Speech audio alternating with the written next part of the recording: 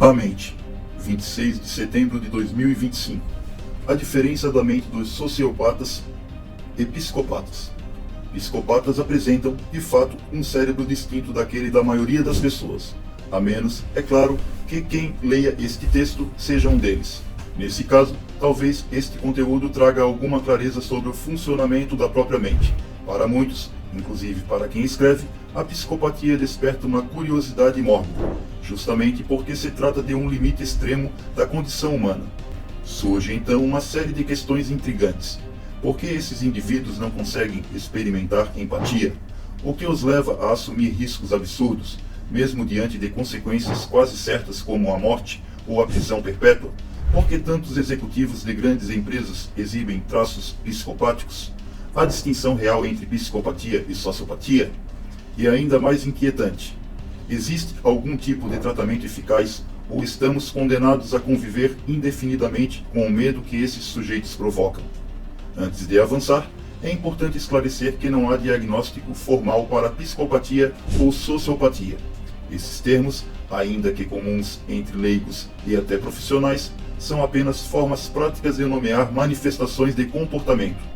O diagnóstico oficial é transtorno de personalidade antissocial, pertencente ao grupo dos chamados transtornos de personalidade do cluster B, no qual também se encontram o transtorno de personalidade borderline, o narcisista e o histriônico. Embora nenhum deles seja desejável, o transtorno de personalidade antissocial costuma ser considerado o mais grave, justamente porque pode apresentar traços de outros distúrbios ao mesmo tempo em que mantém seu núcleo característico. Vale notar que o transtorno de personalidade antissocial se manifesta de modos diferentes em cada indivíduo. É isso que, no discurso cotidiano, acaba diferenciando a psicopatia da sociopatia. A ciência, ao se atualizar, ajusta definições, mas, em linhas gerais, entende-se que o psicopata nasce com alterações físicas em seu sistema nervoso, que depois podem ser agravadas por fatores ambientais, como traumas na infância. Já o sociopata teria um sistema nervoso inicialmente normal, mais marcado e transformado por experiências traumáticas ou negligência durante o desenvolvimento. Em resumo, a psicopatia resulta da combinação de predisposição biológica e ambiente, enquanto a sociopatia é moldada predominantemente pelo meio. Para compreender o que ocorre no cérebro de um psicopata, é necessário observar a ação de um neurotransmissor bastante conhecido, a serotonina. Essa substância química, produzida principalmente no tronco cerebral, em núcleos chamados núcleos da RAF, espalha-se por diferentes regiões do cérebro através de projeções neurais. Seu papel é regular a comunicação entre neurônios em um espaço chamado fenda sináptica, onde a mensagem química é transmitida. A serotonina pode estimular, inibir ou modificar sinais dependendo do contexto. Após ser liberada, parte dela retorna ao neurônio de origem em um processo chamado recaptação, enquanto outra parte é decomposta por uma enzima específica, a monoamina oxidase A. O funcionamento dessa enzima é determinado por um gene localizado no cromossomo X.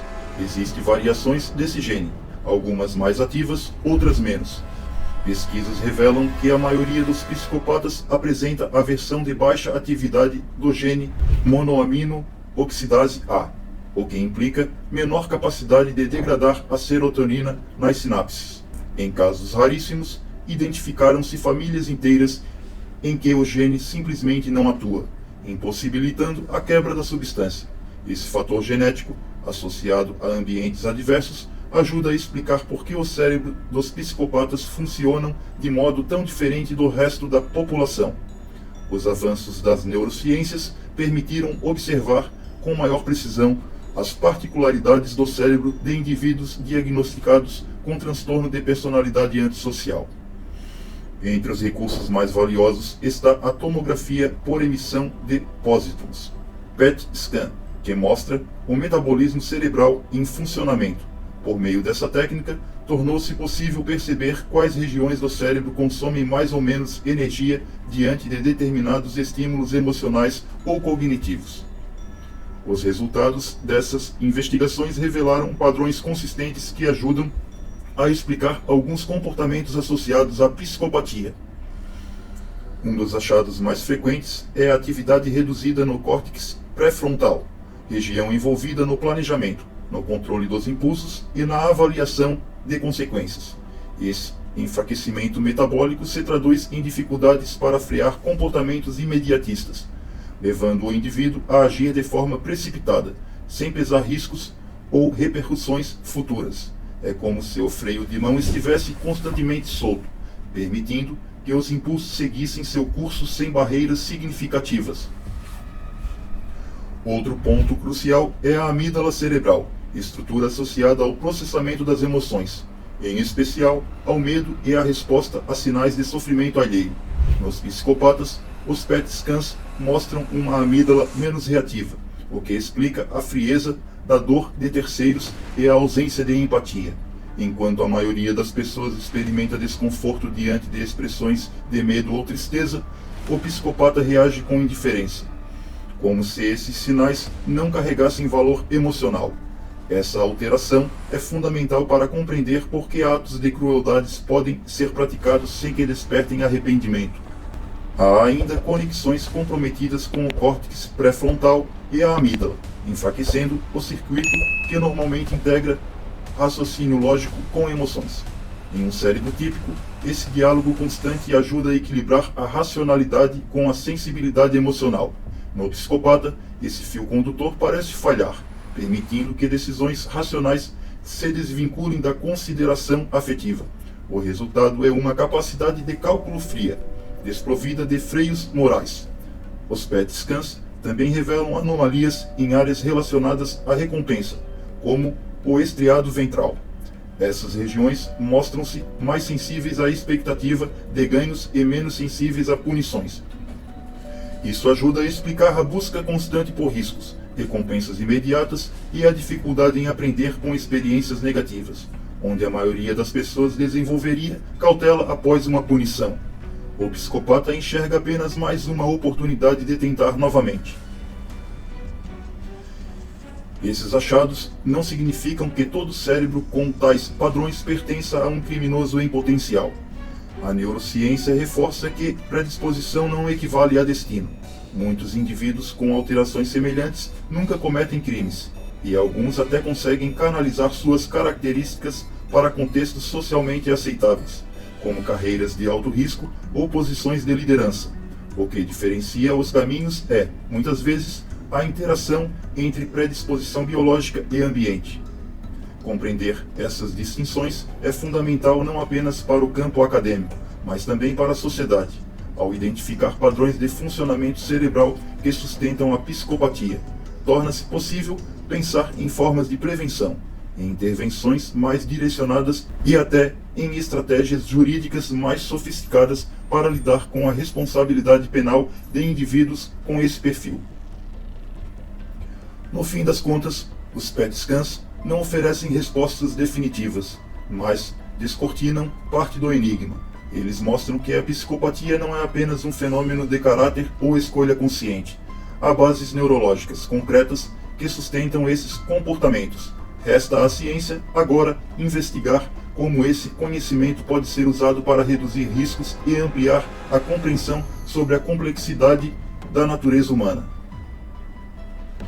Quando se fala em comportamentos antissociais, é comum que os termos psicopatia e sociopatia sejam usados como se fossem equivalentes, mas, na prática, carregam nuances distintas.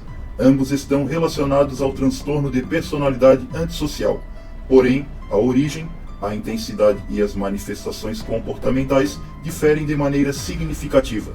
Essa distinção se torna mais clara quando observamos a interação entre predisposição biológica e fatores ambientais. A psicopatia costuma ser associada a uma predisposição de ordem neurológica. Estudos de neuroimagem mostram que pessoas com esse perfil apresentam padrões cerebrais distintos, com baixa atividade no córtex pré-frontal e alterações no sistema límbico, especialmente na amígdala. Isso significa que seu cérebro, desde cedo, processa emoções e decisões morais de forma diferente da maioria. A empatia aparece de modo extremamente reduzido ou praticamente ausente, o que leva a uma frieza característica. O psicopata consegue planejar ações com grande racionalidade, calcular riscos com precisão e agir de maneira estratégica sem ser contido por sentimentos de culpa. É alguém que pode, por exemplo, manipular pessoas com charme superficial e inteligência aparente, mas sem sentir qualquer vínculo afetivo real. Já a sociopatia, embora compartilhe comportamentos de desafio às normas e a ausência de remorso, tende a estar mais fortemente vinculada a fatores externos, como experiências traumáticas, ambientes familiares disfuncionais ou exposição à violência. Um indivíduo que cresce em meio a abusos físicos, negligência, criminalidade ou caos social pode desenvolver padrões de comportamento sociopático. Diferentemente do psicopata, que apresenta uma estrutura cerebral alterada de modo consistente, o sociopata constrói sua forma de agir a partir da adaptação a condições hostis. Sua agressividade, impulsividade e dificuldade de integração social refletem, em grande parte, os contextos que moldaram sua vida. Outra diferença marcante está na forma como se relacionam com os outros. O psicopata, em geral, é calculista, paciente e sabe disfarçar suas intenções. Pode passar despercebido por muito tempo porque se adapta às regras sociais quando isso lhe convém. O sociopata, ao contrário, costuma ser mais instável, explosivo e menos capaz de manter uma fachada convincente. Sua impulsividade faz com que seja mais facilmente identificado e quebras de controle se tornem frequentes. É importante compreender que tanto psicopatas quanto sociopatas desafiam normas morais e sociais, mas o fazem por caminhos diferentes.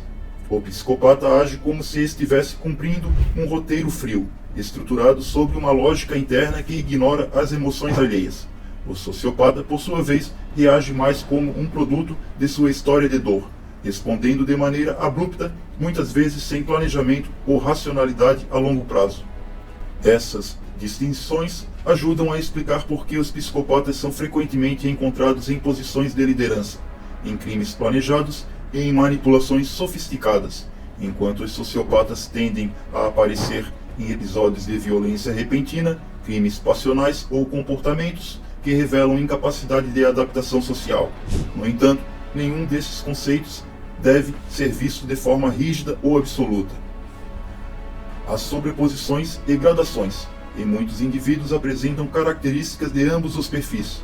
A ciência continua investigando os limites entre psicopatia e sociopatia, mas já é evidente que compreender essa diferença é essencial tanto para o corpo clínico quanto para o jurídico. Afinal, distinguir entre um indivíduo biologicamente predisposto e outro moldado por traumas ambientais pode abrir caminhos diferentes de intervenção, prevenção e até mesmo julgamento ético e legal. Enquanto os psicopatas se destacam pela frieza calculada, os sociopatas revelam-se principalmente pela instabilidade. A ausência de empatia e arrependimento também está presente neles, mas sua forma de expressão é muito menos controlada. Eles raramente conseguem sustentar máscaras sociais por longos períodos, pois seu comportamento costuma oscilar de maneira brusca e imprevisível. Essa instabilidade faz com que sejam mais facilmente identificados no convívio social, ainda que muitas vezes apenas após a ocorrência de episódios marcantes de violência ou descontrole. O sociopata tende a viver em constante conflito com regras e normas. A impulsividade o leva a agir sem refletir sobre as consequências e, por isso, frequentemente se envolve em situações de risco, crimes improvisados ou confrontos diretos.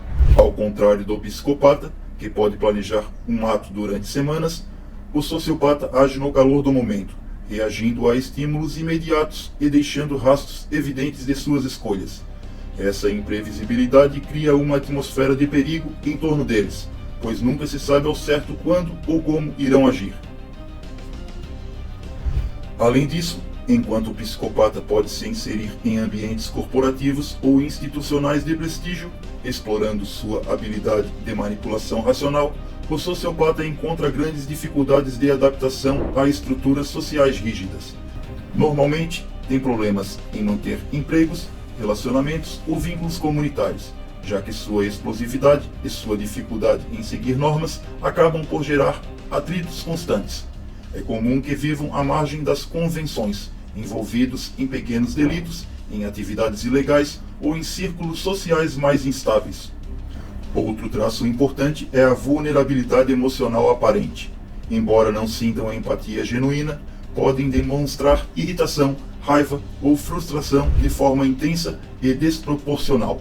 Essas reações, porém, não se originam de uma sensibilidade empática, mas da dificuldade em controlar impulsos internos. Assim, suas explosões emocionais são, em essência, manifestações de impulsividade e não de conexão com o sofrimento